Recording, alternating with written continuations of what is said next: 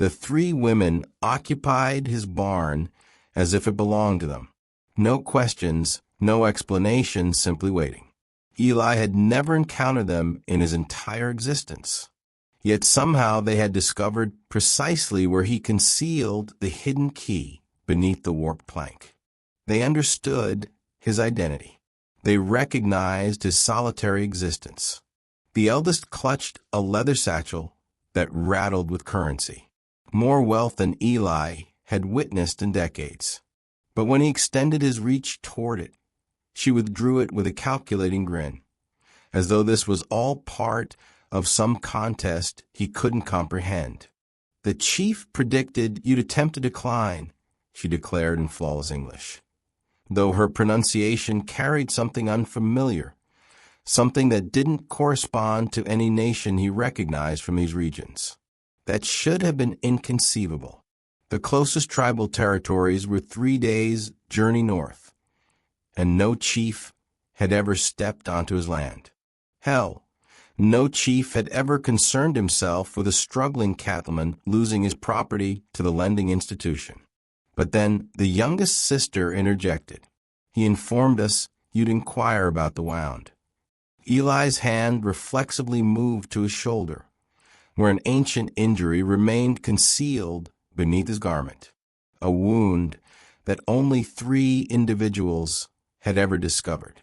His father, who was deceased, the physician who attended it, who'd relocated east years prior, and a tribal healer who discovered him bleeding in the wasteland 15 years past. A man whose features Eli could scarcely recall, but whose declarations still resonated in his consciousness. "Someday I will dispatch my daughters to retrieve what you owe." The women weren't merely random outsiders. They were present because of something that had occurred long before this instance. Something Eli had apparently consented to in a fevered vision of agony and appreciation when he was 19 and perishing.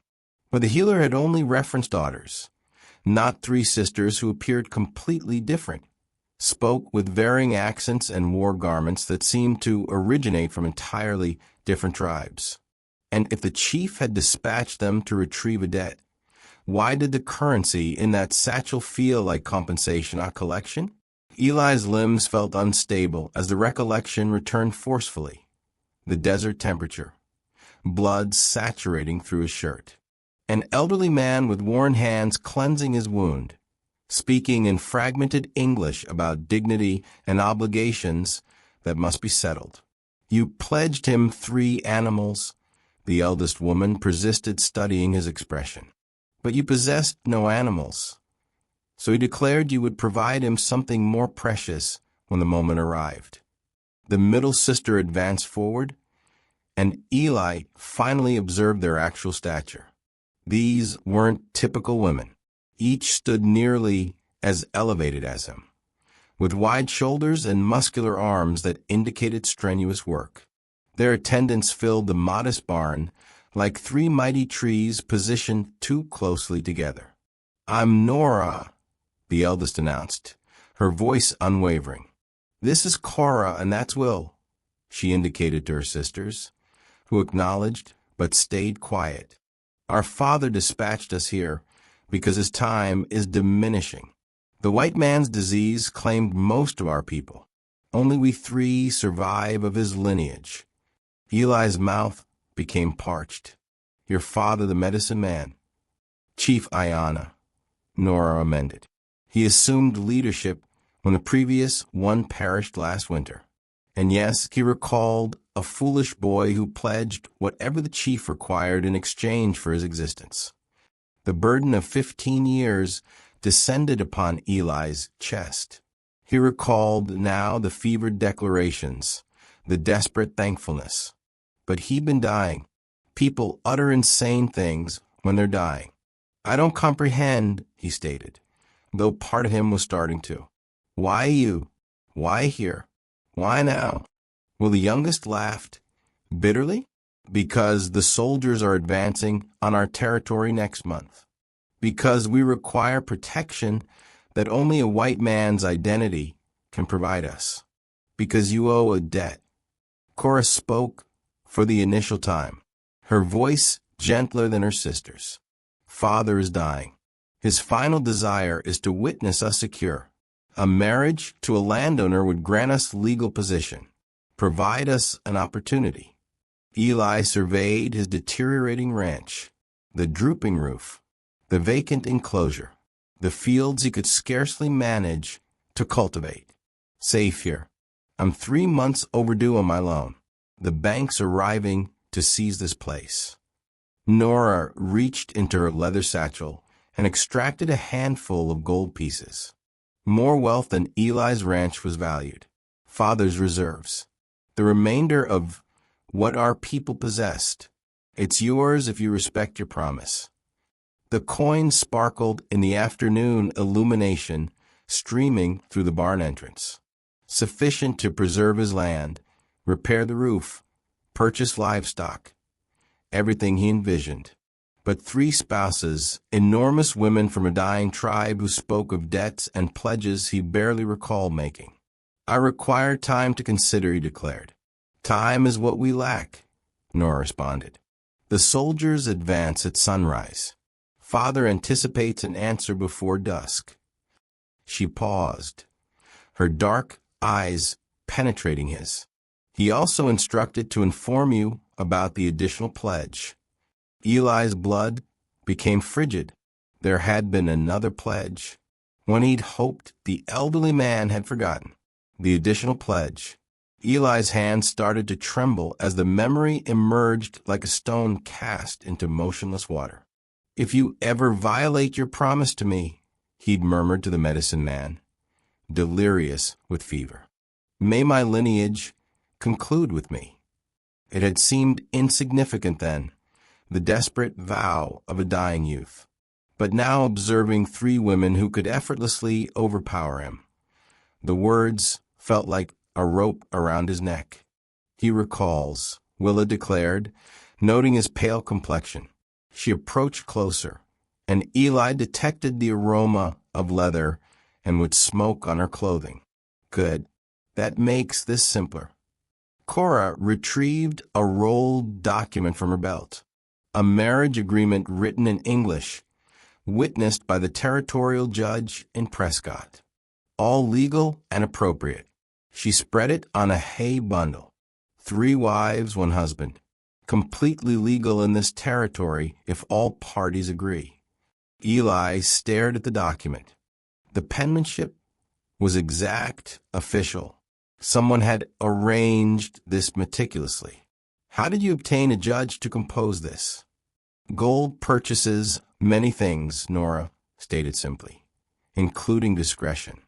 The barn entrance creaked, and all 4 turned toward the sound. A figure stood outlined against the setting sun, tall, lean, wearing a mixture of tribal clothing and frontier attire. Eli's breath stopped. Chief Ayanna appeared exactly as Eli remembered, but older, grayer, thinner, the kind of thin that speaks of sickness consuming from within. My daughters have explained, the chief inquired in English, entering the barn. His voice carried the weight of exhaustion. They've explained plenty, Eli stated, discovering his courage. But I never consented to marry anyone. I was 19 and dying. People declare things when they're dying. The chief nodded slowly. Yes, they do. I declared many things when I was dying last month. But a white doctor in Prescott provided me medicine, purchased me time. He coughed, and Eli witnessed specks of blood on his lips. Time to maintain my portion of the agreement. What agreement? I preserved your life. You pledged me whatever I required.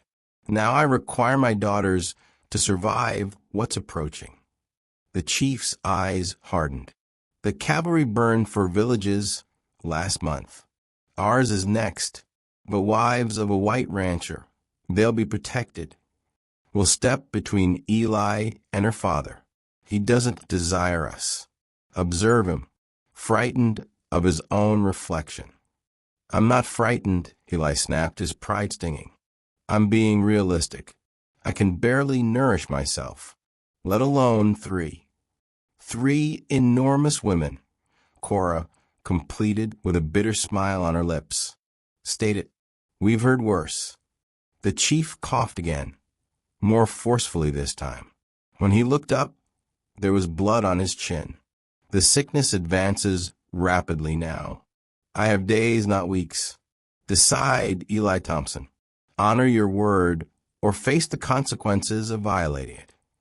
"What consequences?" Nora's hand moved to something concealed beneath her jacket. "Father isn't the only one who remembers pledges. The entire tribe knows what you owe us." Outside, Eli heard the sound he'd been fearing all day. Hoofbeats approaching rapidly. Multiple riders. "Who's that?" he whispered. The chief smiled grimly. "That would be my nephews coming to hear your answer."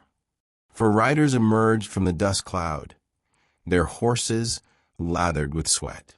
Young men, maybe 20 to 25, with the hardened look of warriors who'd witnessed too much death.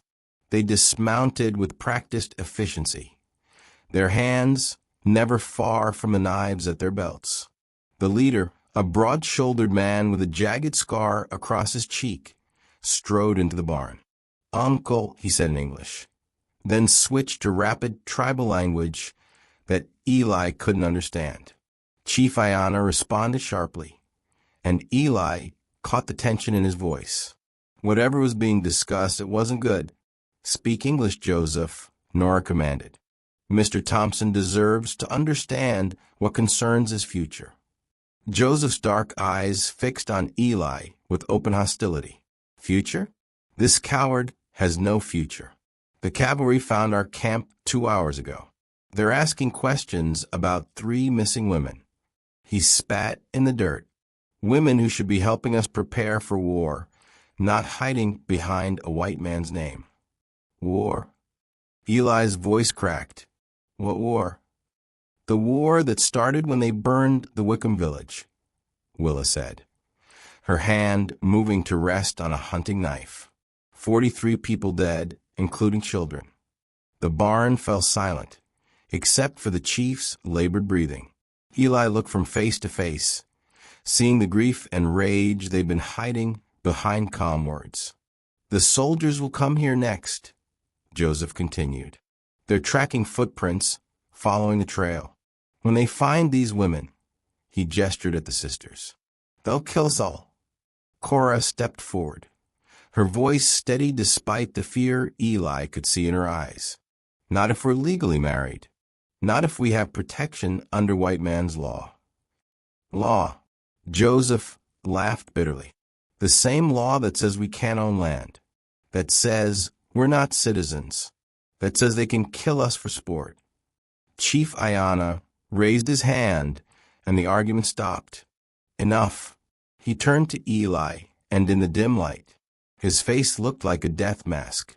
"The choice is simple now. Marry my daughters and give them protection, or watch them die when the soldiers arrive." Eli's throat felt dry as sand. "When will they get here?" "Before dawn," Joseph said. "Maybe sooner if they push their horses." Eli gazed at the 3 women, really gazed at them. Despite their size and strength, he could see the exhaustion in their faces. The way they held themselves, like people carrying an unbearable burden. They weren't conquerors or threats. They were refugees. "If I say yes," he said slowly, "what happens to you and your nephews?" The chief smiled sadly. "We disappear into the mountains, live like spirits until the anger subsides." He coughed again, more blood speckling his lips. "If I live that long. And if I say no, then we all perish here together," Nora said simply, "because we won't flee anymore." Outside, the sound of distant thunder rolled across the prairie, but the sky had been clear all day. "That's not thunder," Joseph said, his hand moving to his knife. "That's horses. A lot of them." Chief Ayanna closed his eyes. "They're early." The ground vibrated under their feet as the sound grew closer. 20 horses, maybe more, moving fast across the hard pan. "Hide in the root cellar," Eli said quickly. "All of you. I'll tell them I haven't seen anyone."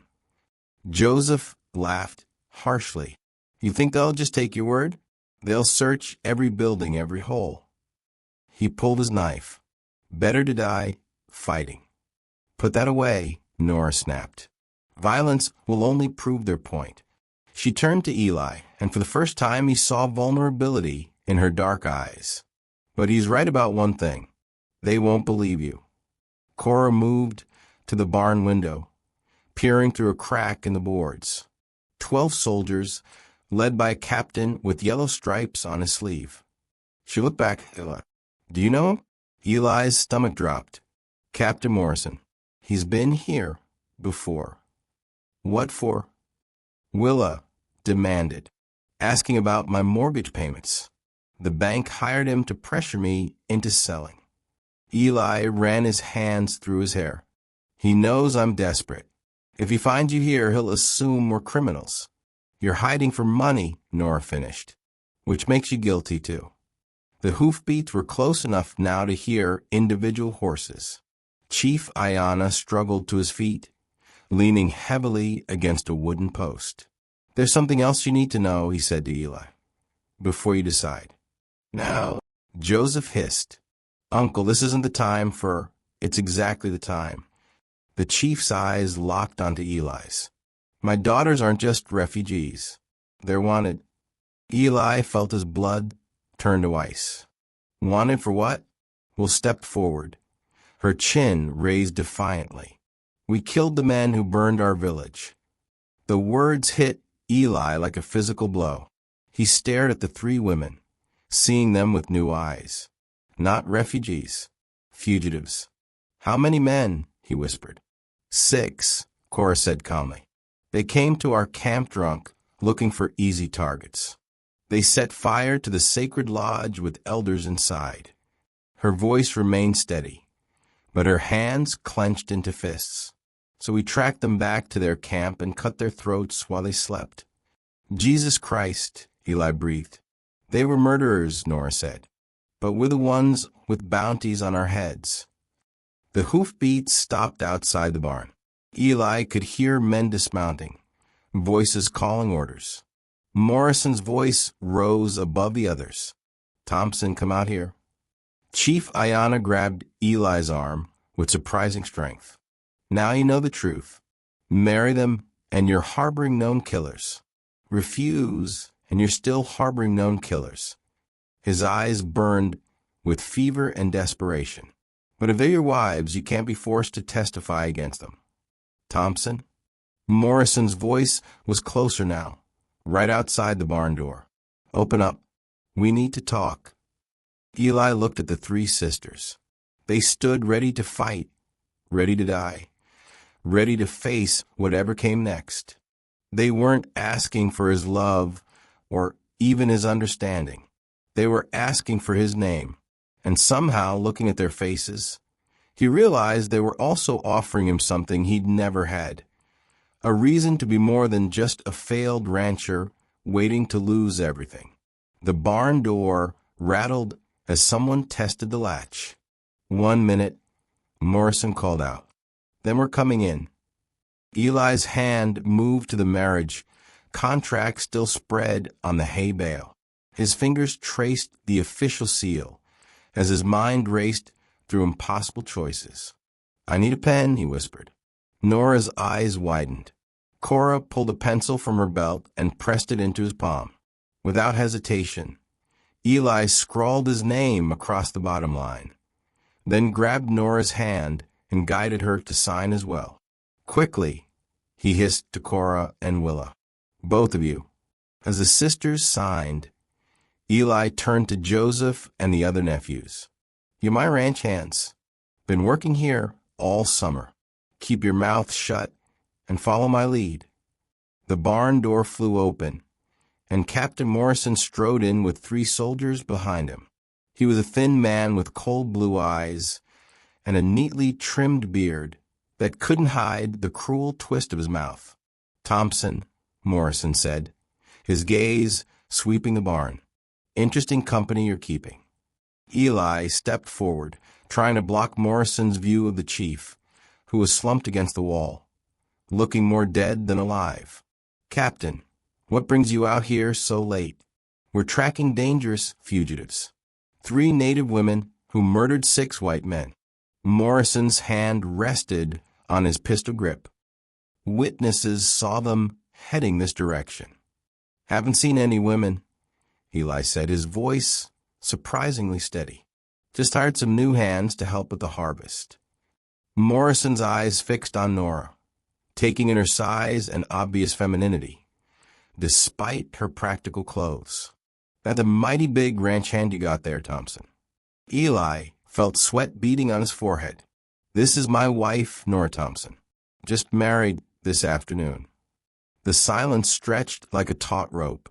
Morrison's eyes narrowed as he studied Nora's face, then moved to Cora and Willa. Your wife's got sisters, does she? My other wives, Eli said, the words feeling strange in his mouth.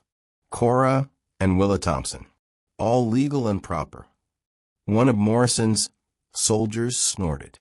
3 wives? What kind of man? The kind who follows territorial law, Eli interrupted. Polygamy is legal here with proper documentation. He held up the marriage certificate, witnessed and sealed in Prescott yesterday. Morrison snatched the document and examined it closely. His jaw tightened as he read the official language, the judge's signature, the legal seals. Everything was legitimate. Convenient timing, Morrison said finally. Marrying 3 native women right when we're hunting 3 native murderers. My wives are from the Tohono-O'odham, Eli lied smoothly. Peaceful farmers from the south. Never been anywhere near the Wickham village. Nora stepped forward, and Eli marveled at how she seemed to shrink herself, making her imposing frame appear smaller and less threatening. Captain, sir, she said in perfect English with just a hint of accent. We've been traveling for weeks to reach my husband's ranch. We know nothing of any troubles. Morrison's gaze shifted to the chief, still slumped against the wall. And him? My father-in-law, Eli said, sick with fever. We're caring for him. Joseph stepped up beside his uncle, supporting him with obvious family affection. The sickness took many of our people. Father is all we have left. Morrison studied each face, looking for tells, for fear, for any sign of deception. But all he saw were tired people trying to care for a dying man. Finally, he thrust the marriage certificate back at Eli. If I find out you're lying to me, Thompson, I'll see you hang alongside them. I understand, Captain. Morrison signaled his men, and they began filing out of the barn. But at the doorway, he paused and looked back. I'll be watching this place, Thompson. Any trouble, any sign these women aren't what they claim to be, and I'll be back. As the soldiers mounted their horses and rode away, Eli's legs nearly gave out beneath him. The silence that followed Morrison's departure felt heavier than the thunderstorm clouds gathering overhead. Eli stared at the marriage certificate in his hands, the ink still wet from their signatures. 3 wives. He'd gone from bachelor to polygamist in the span of 5 minutes. Thank you, Nora said quietly. That was brave. Stupid, more likely, Eli replied, though he couldn't deny the strange sense of purpose that had filled him when he signed that paper. Morrison's not done with us. He'll be back. Joseph helped his uncle to a sitting position against the hay bales. The chief's breathing had grown more labored, each breath a visible struggle. Uncle needs rest and medicine. Eli looked at the dying man who had saved his life 15 years ago. There's a doctor in town, but no doctors, Chief Ayana whispered. Too dangerous. The sickness will take me whether I die in a bed or under the stars. He fixed his eyes on Eli. But my daughters are safe now. That's what matters. Willa moved to the barn door, keeping watch for any sign of returning soldiers. They'll come back tomorrow, maybe with more men. Then we'll be ready, Cora said. But Eli caught the uncertainty in her voice. Ready? How? Eli asked. I don't know the first thing about being a husband to one woman, let alone 3. Nora surprised him by laughing, a rich, warm sound that seemed to ease some of the tension in the barn. You think we know how to share a husband? This is new territory for all of us. The observation hung in the air as they all contemplated the strange situation they'd created. Eli found himself studying his new wives, really looking at them as individuals for the first time. Nora, the eldest, carried herself with natural authority, even when she'd made herself smaller for Morrison's benefit. There was a dignity about her that reminded Eli of his own mother. Practical, strong, unbreakable. Cora watched everything with intelligent eyes, calculating, measuring. She'd been the one to think about legal documentation, to plan ahead, the strategist of the family. And Willa, the youngest, burned with barely contained energy. She reminded Eli of a caged mountain cat, beautiful, dangerous, and ready to explode into action at any moment. We'll need to be convincing, Cora said, ever practical. If Morrison comes back and finds us sleeping in the barn like strangers, he'll know something's wrong. Eli felt heat rise in his cheeks. The house only has 2 bedrooms. Then we'll make do, Nora said matter-of-factly. Married people share space. It's what Morrison will expect to see. Joseph and his companions gathered their few belongings. We'll camp in the hills, he told his uncle. Close enough to help if needed. Far enough to stay hidden.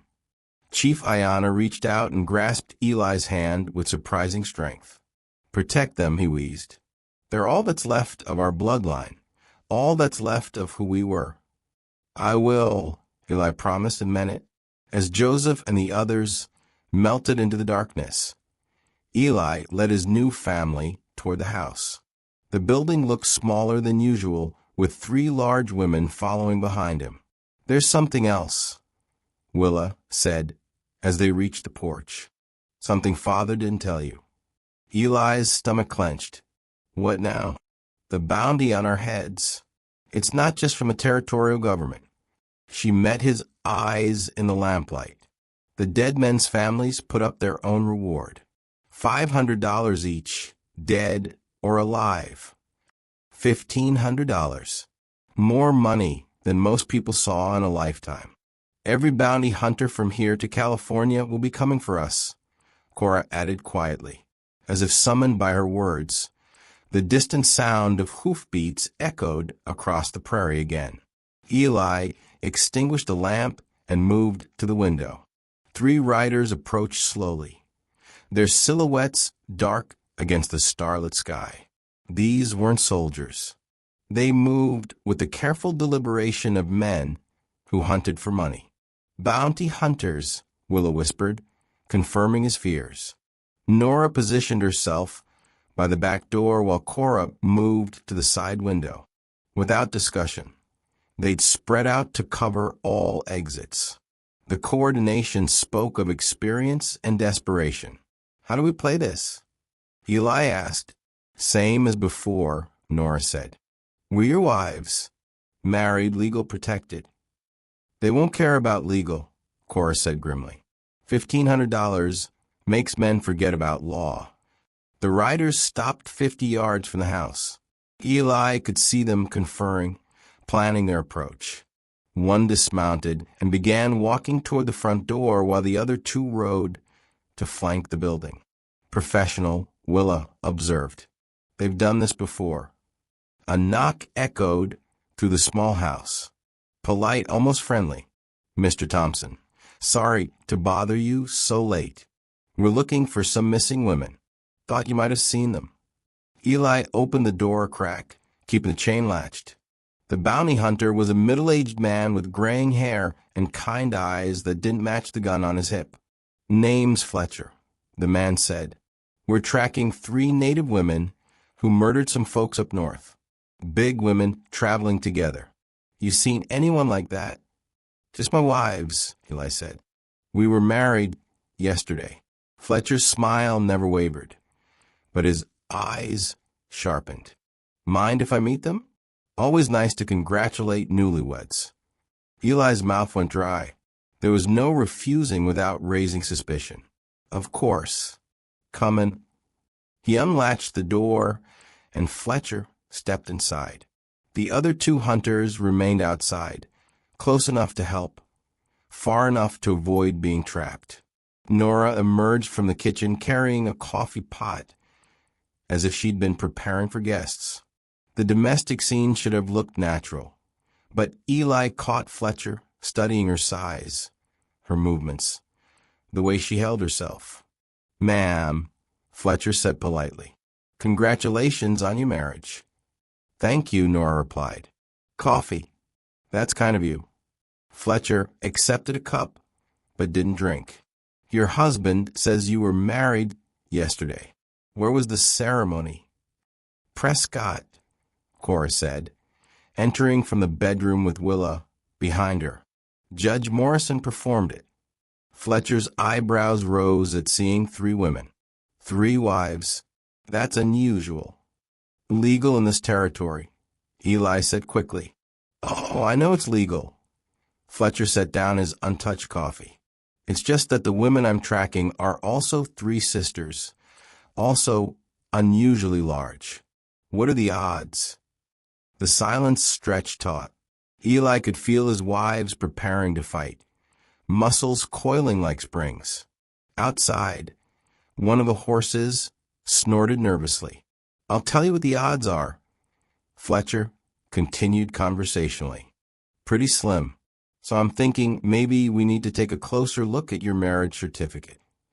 "It's legal," Eli insisted. "I'm sure it is, but legal doesn't mean legitimate." Fletcher's hand moved casually toward his gun. "See, I've been hunting fugitives for 12 years, and in my experience, when 3 wanted women disappear and 3 wives suddenly appear in the same area." He shrugged. "Well, coincidences make me nervous." Willa stepped forward, and Eli saw the hunting knife in her hand. "Maybe you should leave." Fletcher's friendly mask finally dropped. "And maybe you should come with me quietly. Dead or alive, the bounty pays the same." That's when Chief Ayanna walked through the front door. The old man looked like death itself, pale, shaking, supported by Joseph and one of his nephews. But he was alive, and he was carrying something that made Fletcher's face go white. A badge, silver, and official with territorial markings. "Deputy Chief Ayanna." The old man wheezed, showing the badge. "Territorial Marshal's Office. These women are under my protection." Fletcher stared at the badge, then at the dying man holding it. That's impossible." "Check the files in Prescott," Ayanna said, his voice gaining strength from some final reserve. "I've been working undercover for 6 months, tracking the real killers. These women are my operatives." It was a desperate lie, but told with such conviction that even Eli almost believed it. Fletcher studied the badge for a long moment, his weathered face creased with doubt. Undercover marshals don't marry their operatives to civilians. "They do when it's the only way to maintain cover," Ayanna replied, though Eli could see the effort each word cost him. "The Real killers are white men dressed as natives, trying to start a war between the tribes and settlers." It was brilliant in its simplicity, a lie that explained everything while giving Fletcher a face-saving way to retreat. "I'll need to verify this in Prescott," Fletcher said finally. "Of course," Ayanna nodded. "Marshal Davidson will confirm everything." Fletcher holstered his gun and headed for the door. At the threshold, he paused and looked back at Eli. "You're either the luckiest man in the territory or the unluckiest. Time will tell which." As the bounty hunters rode away, Chief Ayanna collapsed into Joseph's arms. The badge fell from his fingers, clattering on the wooden floor. "Where did you get that?" Eli asked, kneeling beside the dying man. Ayanna smiled weakly. "Took it off a dead marshal 3 years ago. Been saving it for something important." His breathing grew shallower. Thought tonight qualified. Over the next hour, they watched Chief Ayanna slip away peacefully, surrounded by his daughters and nephews. His last words were in his native tongue, something that made Nora weep for the first time since Eli had met her. "He said we should be happy," she translated, "that we found a good man." Joseph and the other nephews took their uncle's body into the hills for burial according to tribal custom. They left before dawn, disappearing into the wilderness like ghosts. As the sun rose over the prairie, Eli found himself alone with his 3 wives for the first time. The weight of their new reality settled over them like morning mist. "So," Willa said, breaking the awkward silence. "What now?" Eli looked around his small house, trying to imagine how 4 people would share the cramped space. "I suppose we figure out how to make this work." "The sleeping arrangements alone," Cora began, then stopped, color rising in her cheeks. "We'll manage," Nora said firmly. "We've survived worse than an overcrowded house." Over the following weeks, they did manage better than Eli had dared hope. Nora took charge of the ranch's finances, using her father's gold to pay off the mortgage and invest in livestock. Her business sense proved as sharp as her survival instincts. Cora organized their daily lives with military precision, creating schedules and systems that turned chaos into efficiency. Under her guidance, the failing ranch began to thrive. And Willa brought laughter back into Eli's life. Her fierce joy and unbreakable spirit reminded him what it felt like to hope for something beyond mere survival. The arrangement that had begun as desperate necessity slowly evolved into something deeper. Not romantic love, not yet, perhaps not ever in the traditional sense, but respect, affection, and a profound sense of partnership. When Captain Morrison returned a month later to check on them, he found a prosperous ranch run by a confident man and his capable wives. The transformation was so complete that Morrison left without asking a single probing question. "You know," Eli said one evening as they sat on the porch watching the sunset, "when your father said I'd be your husband, I thought it was the worst thing that could happen to me. And now," Nora asked. Eli looked at each of his wives, strong women who had saved his ranch, his purpose, and maybe his soul. "Now I think it might be the best." As the stars emerged overhead, Eli Thompson, no longer a failing rancher, but a man with a family worth fighting for, finally understood what Chief Ayanna had seen in him all those years ago. Not just someone who owed a debt, but someone capable of honoring it. And in honoring that debt, he'd found something he'd never expected, a place where he belonged.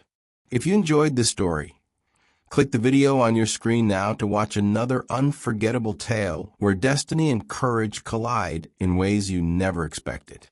Don't forget to subscribe and consider a super chat to help us keep bringing you more stories like these. Your support means everything to us.